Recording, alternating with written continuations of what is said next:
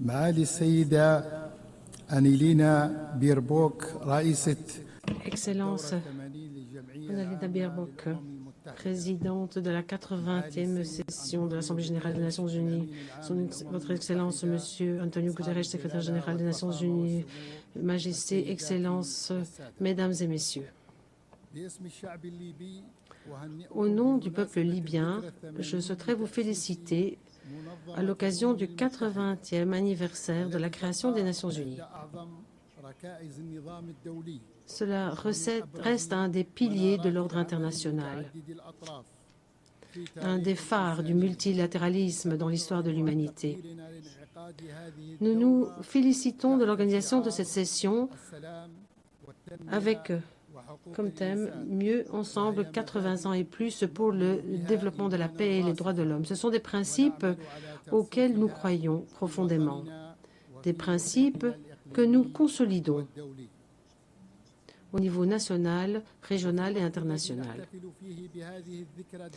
Alors que nous commémorons cette date anniversaire à l'échelle planétaire, nous commémorons le 70e anniversaire du fait que la Libye ait rejoint les Nations unies. C'était une combinaison de lutte du peuple libyen. Lorsque les Libyens ont fait entendre leur voix dans cette même salle, en demandant la liberté et l'indépendance après des décennies de colonisation. L'organisation a entendu cet appel et a adopté une résolution historique qui a mené à l'indépendance de la Libye en 1951, en réitérant ainsi le droit à l'autodétermination des peuples. Mesdames et messieurs, je suis devant vous aujourd'hui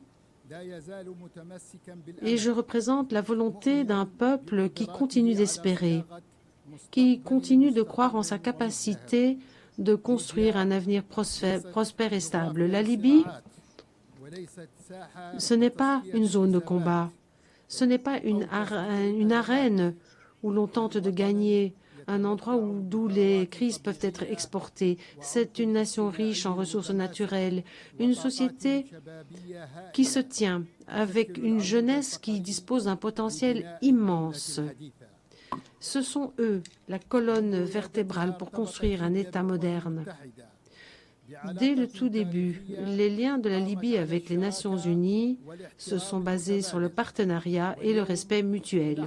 Et aujourd'hui, à la croisée des chemins, nous nous tournons vers les Nations unies pour qu'elles jouent un rôle efficace et complémentaire en nous aidant à surmonter la crise, en nous aidant sur la voie de la stabilité et de la démocratie. Malgré les difficultés, malgré les menaces, notre peuple est profondément convaincu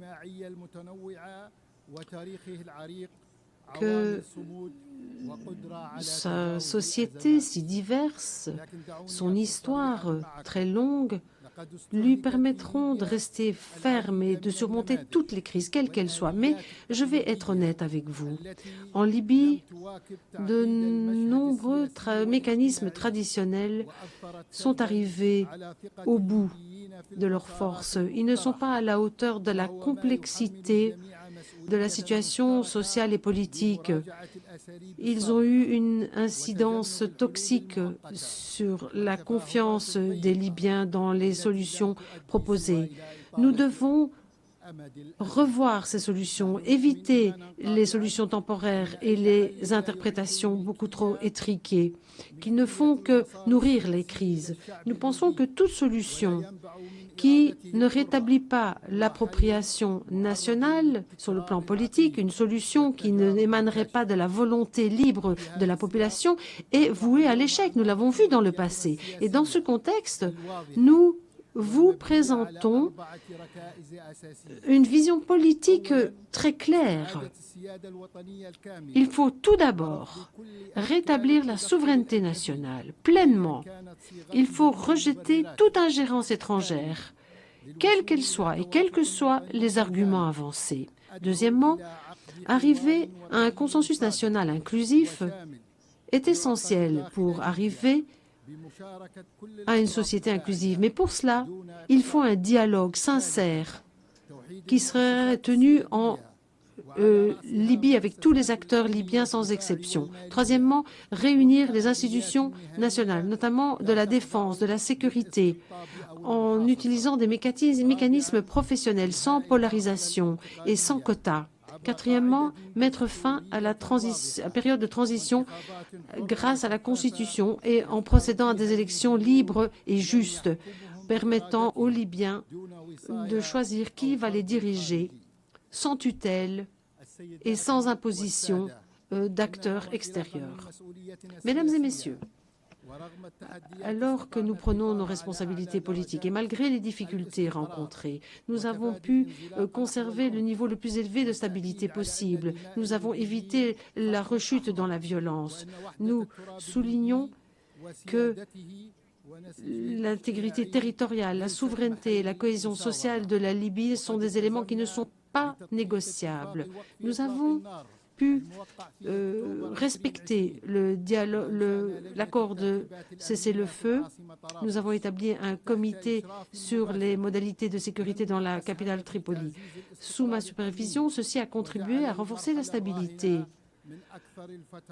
en rendant cette phase une des plus sûres que nous ayons connues jusqu'à maintenant. Mesdames et messieurs, l'économie libyenne, malgré les difficultés, peut beaucoup contribuer au développement du pays. L'absence d'un budget unique, l'absence d'institutions unifiées ont été des obstacles au développement.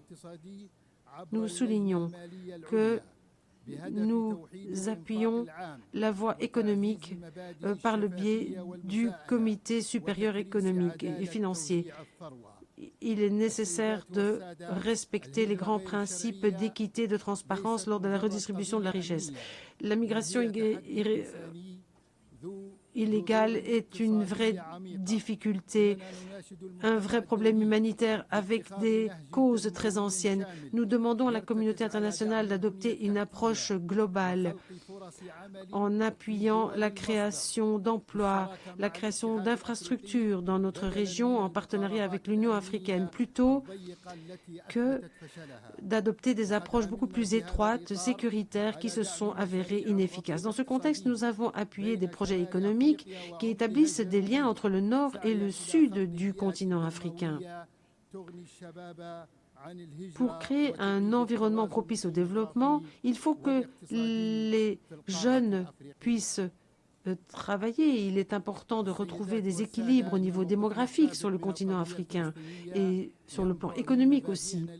Notre position par rapport à la Palestine se base sur des principes humanitaires et se base sur nos engagements par rapport au monde arabe. Dans ce contexte, nous condamnons, dans les termes les plus robustes, les pays qui continuent de se cacher derrière une neutralité morale, qui ne voient pas les violations terribles du droit international auxquelles sont soumis les Palestiniens. C'est pour cela que les Nations unies ont été créées. Pour le moment, les Palestiniens vivent toujours sous le joug de l'occupation. Nous demandons une action responsable de la communauté internationale pour que les droits légitimes du peuple palestinien soient respectés. Il faut surmonter les divisions. Le peuple libyen est toujours engagé par rapport à l'option démocratique. Nous continuons de penser que l'État de droit et les institutions démocratiques, ce n'est pas un rêve, mais c'est un droit légitime. Il est temps de voir la Libye non pas comme un cas politique, mais comme une histoire de liberté et de volonté. Un pays avec une longue histoire, avec de grandes ressources, avec un peuple libre qui aspire à la paix et à la prospérité. La démocratie, c'est notre choix et la paix et la réconciliation, c'est notre destin.